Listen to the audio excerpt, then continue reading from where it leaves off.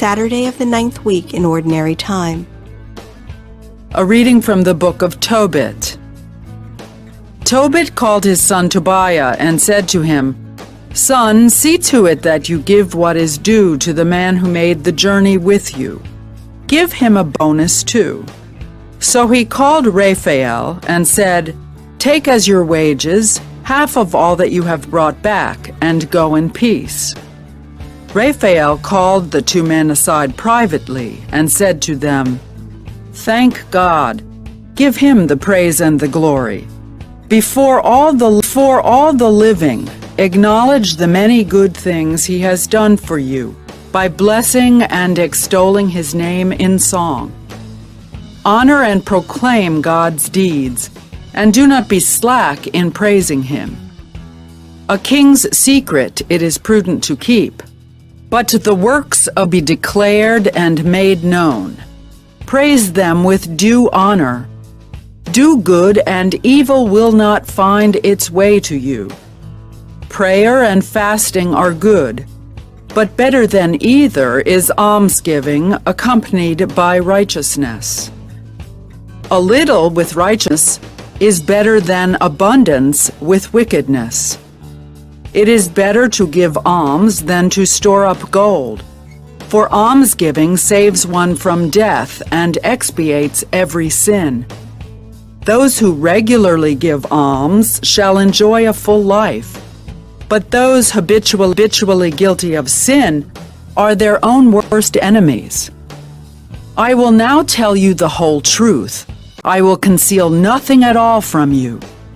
I have already said to you, a king's secret it is prudent to keep, but the works of God are to be made known with due honor.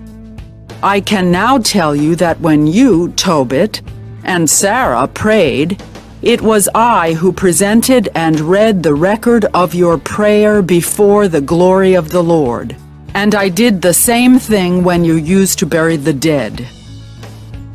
When you did not hesitate to get up and leave your dinner in order to go and bury the dead, I was sent to put you to the test. At the same time, however, God commissioned me to heal you and your daughter-in-law Sarah. I am Raphael, one of the 7 angels who enter and serve before the Lord. So now get up from the ground and praise God. Behold, I am about to ascend to him who sent me. Write down all these things that have happened to you." The word of the Lord. The responsorial psalm. The response is, "Blessed be God who lives forever.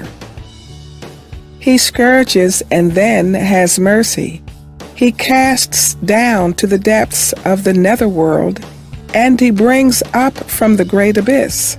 No one can escape his hand. Blessed be God who lives forever." So now consider what he has done for you, and praise him with full voice. Bless the Lord of righteousness, and exalt the King of ages. Blessed be God who lives forever. In the land of my exile, praise him, and show his power and majesty to a sinful nation. Blessed be God who lives forever.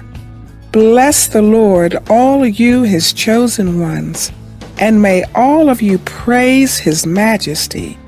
Celebrate days of gladness, and give him praise. Blessed be God who lives forever. A reading from the Holy Gospel according to Mark. In the course of his teaching, Jesus said, "Be wives, who go around in long robes and accept greetings in the marketplaces, seats of honor in synagogues, and places of honor at banquets. They devour the houses of widows and as a pretext recite lengthy prayers. They will receive a very severe condemnation." He sat down opposite the treasury and observed how the crowd put money into the treasury. Many rich people put in large sums. A poor widow also came and put in 2 small coins worth a few cents. Calling his disciples to himself, he said to them, Amen, I say to you, this poor widow put in more than all the other contributors to the treasury. For they have all contributed from their surplus wealth. But she, from her poverty, has contributed all she had, her whole livelihood. The Gospel of the Lord. What is true religion? Jesus warns his disciples against the wrong kind of religion. In his denunciation of the scribes, the religious experts of his day, he warns against 3 things: the desire for prominence rather than selfless service, the desire for deference and recognition, and seeking esteem from others, rather than seeking to promote the good of others through humble service and love, and thirdly, attempting to use one's position, even a religious position, for self-gain and self-advancement. True religion is relating rightly to God and to one's neighbor with love, honor, and reverence. The Lord puts His Spirit within us that we may be filled with the joy of His presence, the joy of true worship, and the joy of selfless giving and love for others. True reverence for God frees the heart to give liberally, both to God and to neighbor. Jesus taught His disciples a dramatic lesson in giving with love. Love doesn't calculate, it spends lavishly. Jesus drove this point home to His disciples while sitting in the temple and observing people offering their tithes.